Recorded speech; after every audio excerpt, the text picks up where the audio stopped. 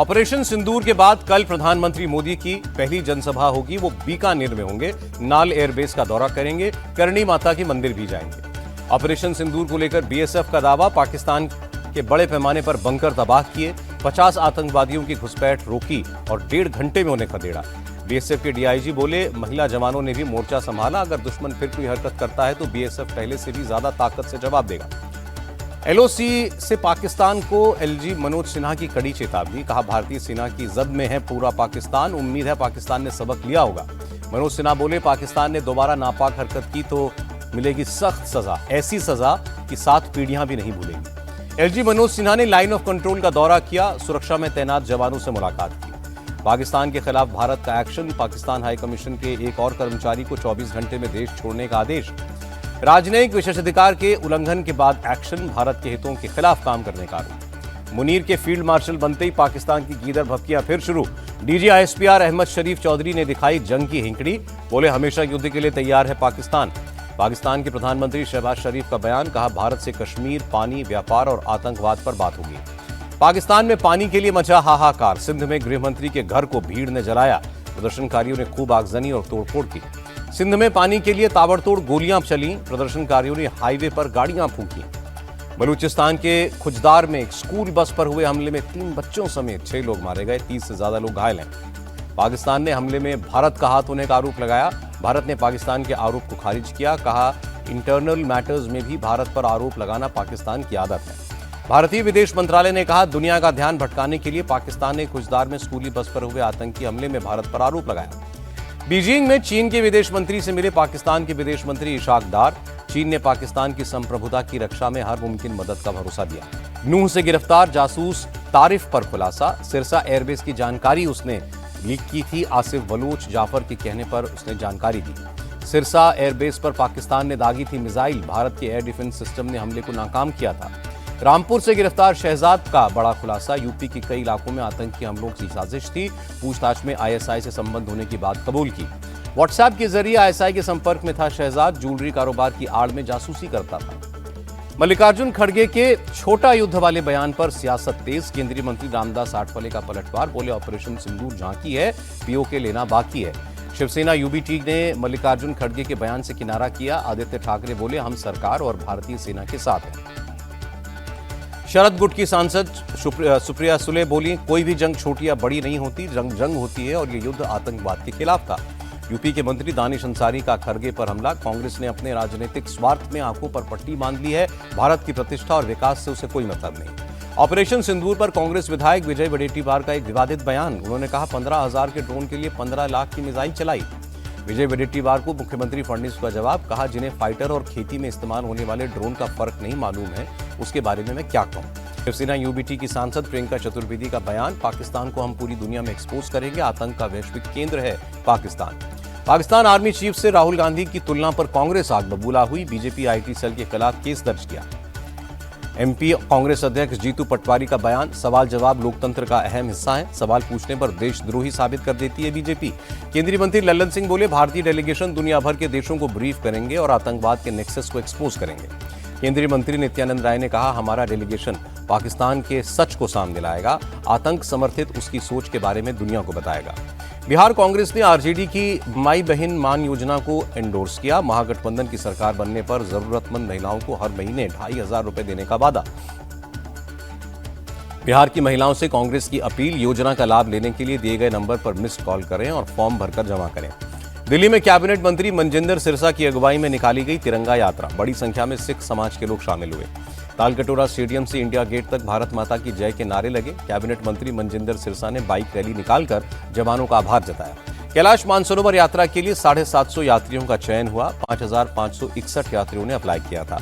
विदेश राज्य मंत्री कीर्तिवर्धन सिंह की अध्यक्षता में कंप्यूटरीकृत लॉटरी प्रक्रिया से यात्रियों का चयन हुआ, पहला जत्था 30 जून को रवाना होगा। पिछले 5 सालों से कैलाश यात्रा सस्पेंडेड थी। मंत्री कीर्तिवर्धन सिंह बोले, यात्रियों की श्रद्धा और भगवान शिव की कृपा से यात्रा फिर से शुरू होगी। छत्तीसगढ़ के नारायणपुर में बड़ा नक्सली ऑपरेशन, 1 करोड़ के इनामी समेत 27 नक्सली ढेर। एनकाउंटर में डीआरजी का एक जवान शहीद। 27 नक्सलियों के मारे जाने पर बोले प्रधानमंत्री मोदी, नक्सलवाद खत्म करना हमारा प्रण है, सुरक्षा बलों की बहादुरी पर हमें गर्व है। गृहमंत्री अमित शाह ने ऑपरेशन ब्लैक फॉरेस्ट की सफलता पर बधाई दी। कहा मार्च 2026 तक नक्सलवाद का सफाया होगा। छत्तीसगढ़ के पूर्व सीएम भूपेश बघेल बोले, अपने कार्यकाल में 600 गांवों को हमने नक्सल फ्री किया। अब बचे हुए इलाकों में ही एंटी नक्सल ऑपरेशन हो रहे हैं। बीजेपी सांसद सुधांशु त्रिवेदी भी टीएमसी पर भड़के। कहा ममता सरकार की क्रूरता उजागर हुई है, चुन चुन कर हिंदुओं को मारा गया। बंगाल बीजेपी चीफ सुकांत मजूमदार बोले, मुर्शिदाबाद हिंसा पर मुख्यमंत्री ममता बनर्जी ने झूठ बोला, उन्हें बंगाल के लोगों से माफी मांगनी चाहिए। मुर्शिदाबाद हिंसा के वक्त मुख्यमंत्री ममता ने कहा था बाहरी लोगों ने हिंसा की, लेकिन हाईकोर्ट की गठित कमेटी की रिपोर्ट ने टीएमसी के नेताओं के शामिल होने की बात की। बंगाल बीजेपी विधायक अग्निमित्रा पॉल की मांग, मुर्शिदाबाद हिंसा में सीएम ममता की भूमिका की भी जांच हो। सिलीगुड़ी में ममता बनर्जी ने अधिकारियों के साथ बैठक की और कहा कि बॉर्डर एरिया में ज्यादा सतर्क रहना होगा, उग्रवादी शरण न ले पाए इसका ध्यान रखें। ममता का उत्तरी बंगाल के सभी जिलों के डीएम और एसपी को निर्देश, बाढ़ के हालात पर नजर रखें, बाढ़ को लेकर केंद्र से मुआवजा नहीं मिलता। मुख्यमंत्री ममता ने फेक न्यूज से जनता को बचने की सलाह दी और कहा सभी डीएम और एसपी सोशल मीडिया को लेकर सतर्क रहें। टीएमसी नेता कुणाल घोष ने बीजेपी पर निशाना लगाया और कहा आतंकवाद के खिलाफ इस वक्त देश एकजुट है। मुर्शिदाबाद हिंसा पर बोले कांग्रेस नेता अधीर रंजन चौधरी, पुलिस ने सही समय पर एक्शन नहीं लिया। राजीव गांधी की पुण्यतिथि पर इमोशनल हुए राहुल गांधी और ट्वीट करके कहा आपकी यादें हर कदम पर मेरा मार्गदर्शन करती हैं, आपके अधूरे सपनों को साकार करना ही मेरा संकल्प है। एक देश एक चुनाव से देश और मजबूत और विकसित होगा, उत्तराखंड के सीएम पुष्कर धामी का बयान। बर्खास्त ट्रेनी आईएएस अधिकारी पूजा खेड़कर को सुप्रीम कोर्ट से राहत, धोखाधड़ी के मामले में अग्रिम जमानत मिली। अयोध्या में राम दरबार की प्राण प्रतिष्ठा 3 से 5 जून तक की जाएगी। 5 जून के सप्ताह के बाद आम जनता के लिए खोल दिया जाएगा मंदिर का नया हिस्सा। अयोध्या में बनेगा 20 किलोमीटर लंबा भारत पथ, 900 करोड़ रुपए की लागत से तैयार होगा। दिल्ली विधानसभा में वीर सावरकर और मदन मोहन मालवीय की मूर्तियां लगेंगी। जनरल प्रपोज कमेटी ने प्रस्ताव पर मुहर लगाई।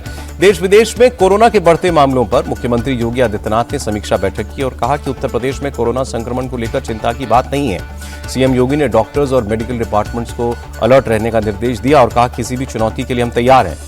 मध्य प्रदेश के सीएम मोहन यादव ने अधिकारियों के साथ बैठक की। सिंहस्थ कुंभ मेले की तैयारियों का अपडेट लिया। रांची में आदिवासी सलाहकार परिषद की बैठक, मुख्यमंत्री हेमंत सोरेन ने अध्यक्षता की। डेयरी कंपनियों के प्रतिनिधियों के साथ मीटिंग के बाद बोली दिल्ली की सीएम रेखा गुप्ता, हम इनकी समस्याओं का समाधान करेंगे। सीएम रेखा गुप्ता ने कहा पिछली सरकार ने डेयरी वालों से सिर्फ वादाखिलाफी की, गायों के लिए कोई सुविधा नहीं दी।